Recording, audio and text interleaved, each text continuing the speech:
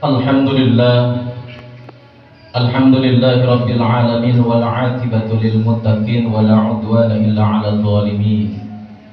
Asyhadu an la ilaha illallah wahdahu la syarika lahu wa asyhadu anna sayyidana Muhammadan abduhu wa rasuluhu la nabiyya ba'dah.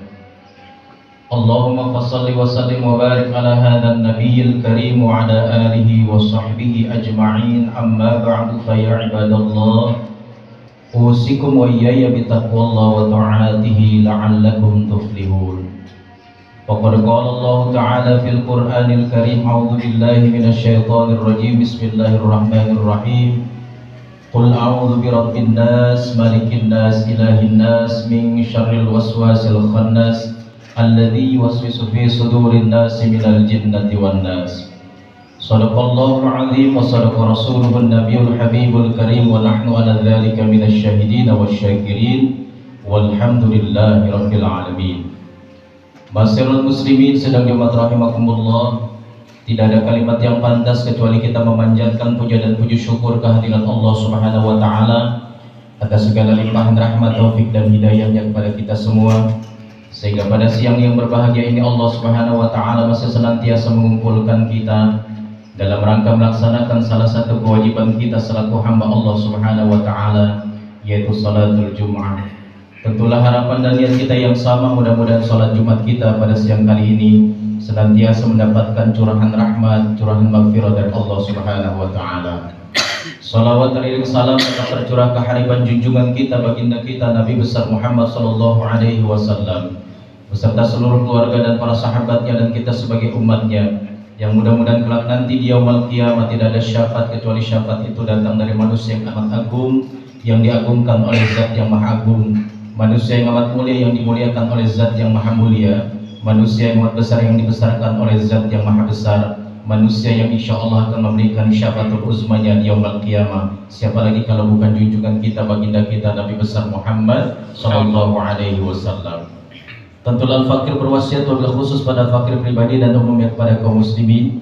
Marilah senantiasa meningkatkan kualitas ketakwaan kita dengan sama-sama menjalankan apa-apa yang Allah Subhanahu wa taala perintahkan dan apa-apa yang Allah Subhanahu wa taala larang. Hadirin masyarakat muslimin sedang jemaat rahimakumullah, di dalam kitab Nasailul Bas karya Imam Nawawi Al-Bantani, suatu saat Nabi Allah Ibrahim alaihissalam pernah ditanya oleh umatnya perihal di ayyi syai'in ittakhadallahu khalilan.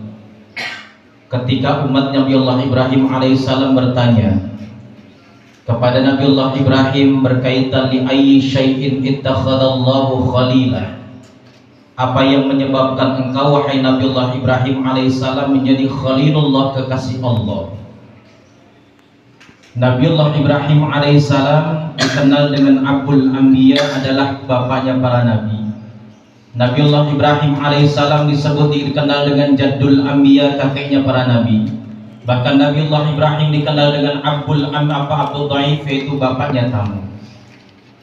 Sehingga umatnya bertanya kepada Nabi Allah Ibrahim, li ayyi syai'in ittakhadallahu khalila, apa wahai Nabi Allah Ibrahim yang menyebabkan engkau menjadi kekasih Allah, sehingga begitu besarnya Allah menganggapmu bahwa engkau adalah kekasih Allah? Qala bi thalathati asya'. Berkata Nabi Allah Ibrahim alaihissalam dengan simpelnya, ada tiga hal yang menyebabkan aku menjadi kekasih Allah Subhanahu wa taala. Ada yang menyebabkan aku menjadi seorang yang dicintai oleh Allah Subhanahu wa taala. Wahai apa itu Nabi Allah Ibrahim alaihissalam sehingga engkau menjadi kekasih Allah Subhanahu wa taala? Yang pertama, dia menyampaikan ittamartu amarallahu ala amri ghairihi. Dia lebih mendahulukan, saya lebih senang mendahulukan kepentingan Allah ketimbang kepentingan selain dari Allah Subhanahu wa taala. Kalau hari ini Nabiullah Ibrahim alaihissalam mendapatkan gelar Khalilullah, kekasih Allah, pantas karena ittamartu amarullah ala amri ghairihi. Dia lebih, saya lebih senang, saya lebih demen, saya lebih suka memanggil perintah Allah, dipanggil oleh Allah Subhanahu wa taala perintah-perintahnya ketimbang perintah-perintah yang lainnya. Kalau hari ini kita diperintah oleh kiai, kalau hari ini kita diperintah oleh seorang ulama, kalau hari ini kita diperintah oleh para habaib, hari ini kita kadang bergeser dalam hati kita, perintah Allah harusnya lebih didahulukan ketimbang perintah-perintah selain daripada Allah Subhanahu wa taala. Pantas kalau Nabiullah Ibrahim alaihissalam mendapatkan gelar Khalilullah ketika beliau tidak diberikan keturunan oleh Allah Subhanahu wa taala. Beliau berdoa dan meminta kepada Allah dengan doanya, Rabbi habli minas sholihin, ya Allah anugerahkan kami anugerah anak yang soleh. Ketika Nabiullah Ibrahim alaihissalam dikaruniai seorang anak namanya Ismail, Allah memerintahkan Nabiullah Ismail, Nabiullah Ibrahim bersama Siti Hajar dan si Ismail. Pada saat itu diperintahkan oleh Allah, wahai Ibrahim, pergilah engkau tinggalkan anakmu di lembah yang tandus yang tidak ada apa-apanya. Ini adalah iktamartu amarallahi ala amri ghairihi. Dia lebih mementingkan kepentingan Allah ketimbang kepentingan selain daripada Allah Subhanahu wa taala. Lantas Nabiullah Ibrahim alaihissalam seorang nabi mendapatkan kekasih Allah Khalilullah. Tidak semerta-merta seorang Siti Hajar, seorang ibundanya daripada Nabiullah Ismail, dia menganggap bahwasanya istrinya Nabi Siti Hajar adalah istri daripada seorang nabi. Dia manja-manjaan, dia mengeluh kepada Allah Subhanahu wa taala.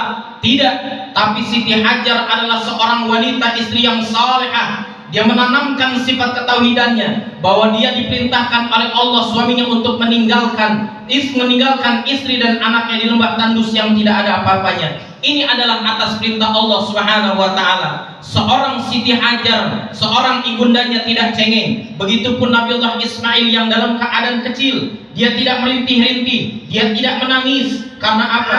Proses dari situlah kita banyak belajar tentang Khalilullah Abul Anbiya, bapaknya para nabi. Jadul Anbiya adalah kakeknya para nabi. Abu Dhaif yaitu Nabiullah Ibrahim alaihissalam. Tidak semata-mata seorang nabi dia cengeng atau menjadi seorang istri nabi dia cengeng, tapi menyandarkan perihalnya hanya kepada Allah Subhanahu wa taala. Ketika dilemparkan atau ditinggalkan di lembah yang tandus, maka dia pun sama sekali tidak mengeluh dalam hatinya. Maka Siti Hajar dia bolak-balik Safa Marwah karena takut anaknya dalam keadaan kehausan, anaknya dalam keadaan kelaparan. Langsung dia bolak-balik Safa dan Marwah sebanyak 7 kali. Atas dasar ininya, kenapa kita membaca suratul Fatihah sebanyak 7 ayat? Kenapa orang-orang tawaf itu 7 kali? Kenapa orang-orang yang sa'i juga sa'i Marwah itu 7 kali? Kenapa orang-orang yang mohon maaf ketika dia meninggal dunia ada 3 hari, ada 7 hari, 40 hari, 100 hari dan 1000? Karena ini tafsiran daripada seorang Nabiullah Ibrahim alaihissalam. Ketika dia prosesnya Siti Hajar ditinggalkan oleh suaminya tercinta, dia berikhtiar kepada Allah Subhanahu wa taala karena yakin ini adalah perintah Allah Subhanahu wa taala. Yang kedua, hadirin ma'asyiral muslimin sidang Jumat rahimakumullah, apa yang menjadikan Nabiullah Ibrahim alaihissalam sebagai Khalilullah? Yang kedua adalah wa mahtamamtu takallafallahu li. Saya itu tidak pernah risau atas rizki yang diberikan oleh Allah Subhanahu wa taala.